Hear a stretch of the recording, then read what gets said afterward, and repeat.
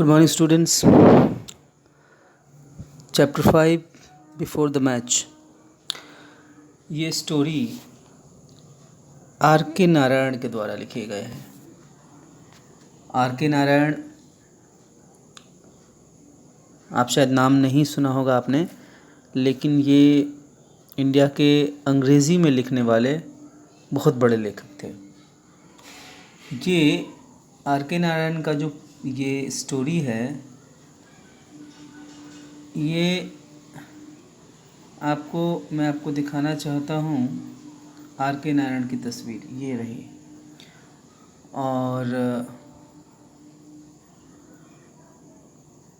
ये स्टोरी एक दूसरी किताब, उसी का हिस्सा है वो, स्वामी एंड फ्रेंड्स। आर के नारायण की लिखी हुई किताब है स्वामी एंड फ्रेंड्स, उसी से लिया गया है ये कहानी बिफोर द मैच। उसका एक छोटा सा हिस्सा है, और उसमें ये अक्सर एक ऐसा काल्पनिक इमेजिनरी मन से बनाया हुआ, अपने एक शहर के एक गांव की बात करते थे, एक जगह की, मालगुडी।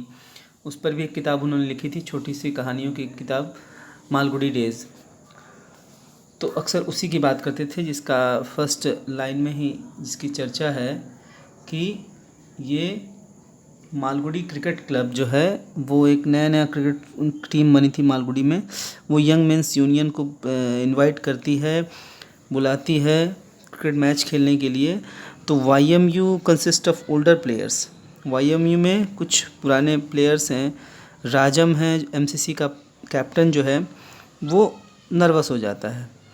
उस पर लिखा है, Rajam lost all peace of mind. Rajam की दिमाग की शांति खो गई है, वो बेचैन है। He felt confident that his team could trust, उसको यकीन है कि वो YMU की टीम को बुरी तरह हरा सकते हैं, लेकिन उसको ख़ुद पर भी यकीन है कि वो टीम को नीचा नहीं दिखाएगा, upon not to let the team down. लेकिन Mani was steady if unimpressive. Mani steady है, मतलब निरंतर एक जैसा खेल रहा है, अगर वो बहुत ज़्यादा ख़राब नहीं है तो। लेकिन he could stop any ball with his head if necessary. अगर ज़रूरत पड़ी तो किसी भी बॉल को वो अपने सर से रोक सकता है। His batting was not bad. उसकी बैटिंग बुरी नहीं थी। There was only one player who caused him the deepest anxiety. एक ही खिलाड़ी था जो बहुत ज़्यादा उसको चिंता दिए हुए था।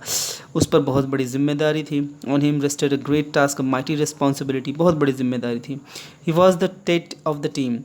यहाँ टेट की चर्चा की गई है। उस ज़माने में जब ये कहानी लिखी गई थी 1920s और 30s में, यानी 20 से लेकर 30 में और 1930 से के इस दौरान, उस समय में इंग्लैंड के एक बहुत बड़े खिलाड़ी हुआ करते थे, मॉरिस टेट, जो फास्ट बॉलर थे उस ज़माने में। तो इसलिए स्वामी को निक नेम दिया गया है टेट। जैसे कि हम लोग अभी किसी बच्चे को अपनी टीम में क्रिकेट खेलते हैं तो बोलते हैं कि हमारी टीम का ये रोहित शर्मा है।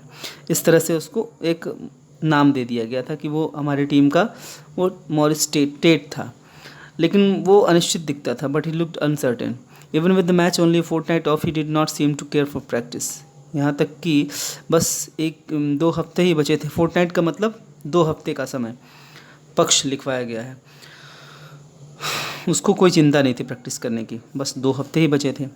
तो राजम ने उसे प्लीड मतलब चिरौरी करना लिखवाया गया, रिक्वेस्ट करना। रिक्वेस्ट क्या, Swami please do try to have at least an hour's practice in the evenings. कम से कम शाम को 1 घंटे प्रैक्टिस करने की कोशिश करो भाई। Certainly Rajam, if you can suggest a way. बेशक राजम, अगर तुम कोई रास्ता बता दो, उपाय बता दो। Why not tell your headmaster that. क्यों नहीं अपने हेड मास्टर से बोलते हो कि oh no no no. Swaminathan cried, Swaminathan चिल्लाए, please let us not think of that man. उस आदमी के बारे में हम लोग नहीं सोचें कृपया। But you have to practise, लेकिन तुम्हें प्रैक्टिस करनी है। Mani and I will take care of the batting. हम लोग बैटिंग का ख्याल रख लेंगे, हम लोग देख लेंगे। But Swami, if you keep any YMU batsman standing for more than 5 minutes, I will never forgive you. लेकिन अगर तुम किसी भी YMU के बैट्समैन को 5 मिनट से ज़्यादा खड़ा रखते हो तो मैं तुम्हें कभी क्षमा नहीं करूँगा, कभी माफ़ नहीं करूँगा तुमको। तो बोला, अब just 7 days before the match, सिर्फ 7 दिन बचे थे मैच के सिर्फ 7 दिन बचे थे।